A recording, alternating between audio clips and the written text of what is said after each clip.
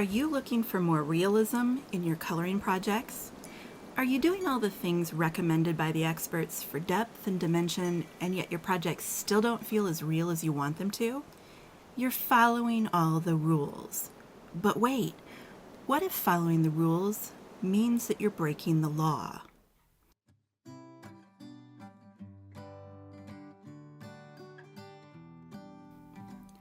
If you've been coloring for any amount of time, you've heard the buzzwords, depth and dimension. There are lots of tutorials and classes which promise to teach you to color with amazing depth and astounding dimension. And I'm not about to tell you that depth and dimension are worthless. Heck, I teach classes on how to increase depth and create accurate dimension in the objects that you color. But what would you say if I told you that depth and dimension are not always the most important things to focus on when you want to color realistically? The answer to many of your realism problems is literally at your fingertips. Actually, it's underneath your fingertips. So you want to color with greater realism.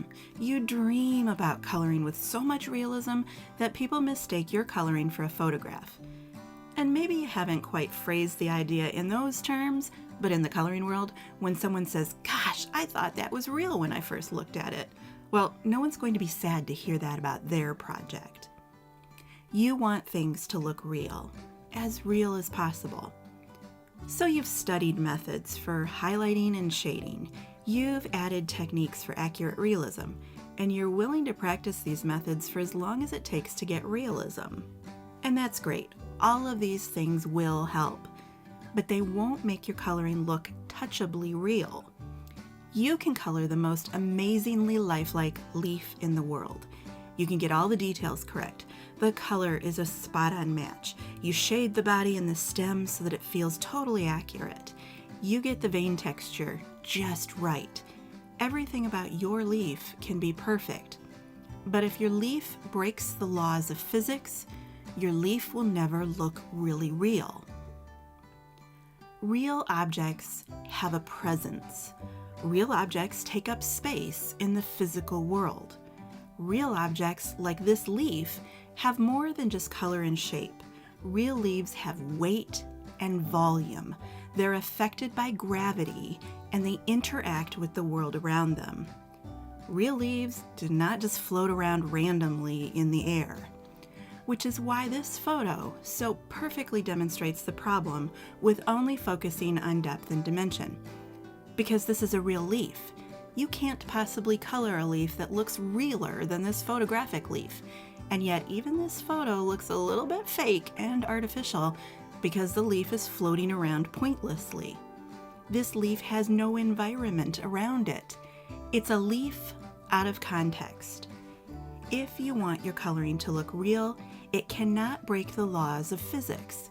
Real objects must occupy real space in a real way to look real.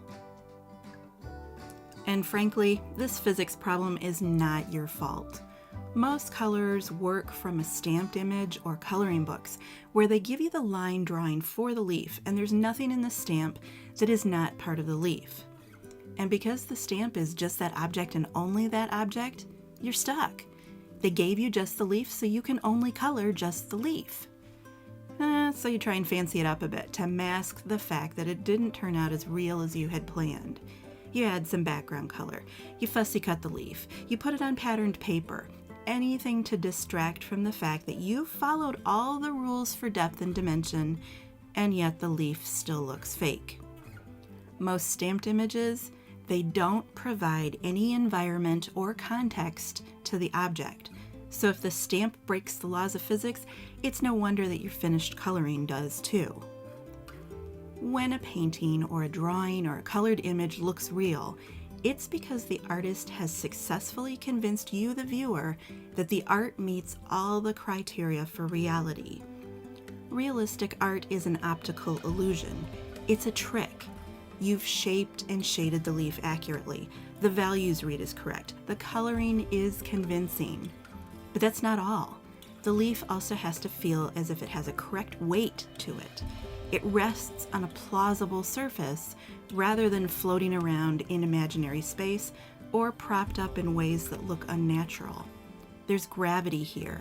My leaf respects the laws of gravity, and the leaf casts a shadow. The cast shadow is very important. That's your leaf interacting with the environment around it. The leaf is blocking some light from reaching the table surface, and maybe the table surface is reflecting a bit of light back at the leaf. There's an interaction between the leaf and the world around it.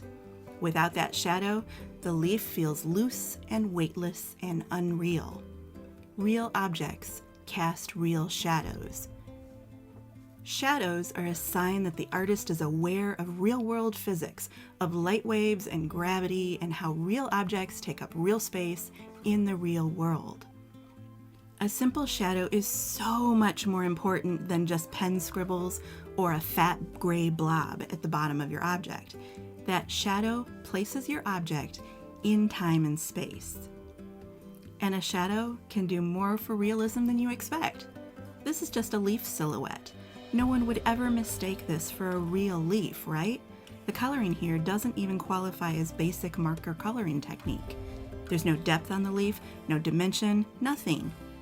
And yet, look at what a shadow can do. Admit it, it looks just a little more real now, doesn't it? There's something about the presence of a shadow that lends reality to even the fakest looking things. Because if something could cast a shadow, the brain is immediately going to grant it more importance. Shadows, they lend credibility to your optical illusion. So you could color the worst leaf in the world. You could be terrible at blending, terrible at color selection, and horrible at staying in the lines. But if you nail that cast shadow, it's going to feel more real than an isolated, unnaturally set photograph. The laws of physics lend a false sense of reality to everything you color. Give your objects presence, weight, gravity, and let it interact with a background, and you can add realism to even the worst coloring. Now, please don't take this as instruction that you should start coloring full backgrounds for all your coloring projects. I've noticed that a lot of people are adding complicated backgrounds to their stamps recently. So this leaf, it could be combined with a couple other leaf shapes, and maybe you could add a squirrel or a tree or even a whole forest in the background. You can get really detailed with the background if you want to. But just adding a background isn't going to solve the physics problem. Scenery is decoration. It's a distraction. All you're doing is adding more elements, not more realism. You could color a whole autumn scene straight out of a Hallmark Channel movie where the guy and the girl fall in love as they roll around in the leaf pile, but that's not addressing the problem of real-life physics. This leaf, on a plain white background, respects the laws of reality by laying correctly on a surface and casting a relatively real-looking shadow. You don't need the autumn wonderland, you need physics. And I know, shadows are more than a bit intimidating. We've all tried to do shadows at some point, usually with a pale gray marker, and the results didn't look so great. But I've got news for you. Artists are not born with mysterious shadow drawing talents. Shadows are a challenge for everyone. Even people who draw really well have to practice drawing shadows. But the payoff of even a mediocre cast shadow is so worth your time and effort. And I think 90% of a successful shadow has nothing to do with the shape that you draw or the marker that you use. It's more about the position and the color value you develop. One of the simplest exercises that I do with beginner students is to have them stamp a leaf or a butterfly or whatever. Stamp one on good paper and then stamp another one on scrap cardstock. Fussy cut the scrap version and use that to trace a shadow shape onto your project. Down and to the left, up and to the right, it doesn't matter.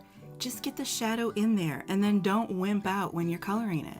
Give your shadow more color strength than super pale gray. For intermediate students, I teach them to create simple shadows by hand. That's what we're doing with this Rustic Maple Leaf class. We're creating the shadow all by ourselves.